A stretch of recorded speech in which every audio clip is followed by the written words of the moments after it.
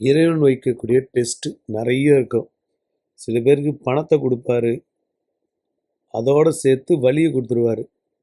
சில பேருக்கு வாய்ப்பை கொடுப்பாரு, ஆனால் அதுக்கு உண்டான உடல் உழைப்பை கொடுக்க மாட்டார். அதாவது உடல் ஒத்துழைப்பு தராது.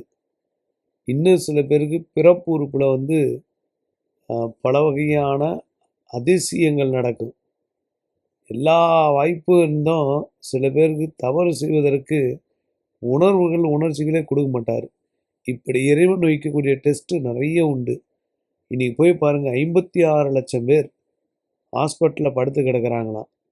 எல்லாராலும் எல்லாம் முடியாது. மனிதன் தான். நிறைய பேர் நான் 7 நாளில் முடிச்சு கொடுக்குறேன், 6 நாளில் முடிச்சு கொடுக்குறேன், 3 நாளில் சேர்த்து கொடுக்குறேன், 6 நாளில் பேச வைக்கிறேன்னு சொல்கிறாங்க.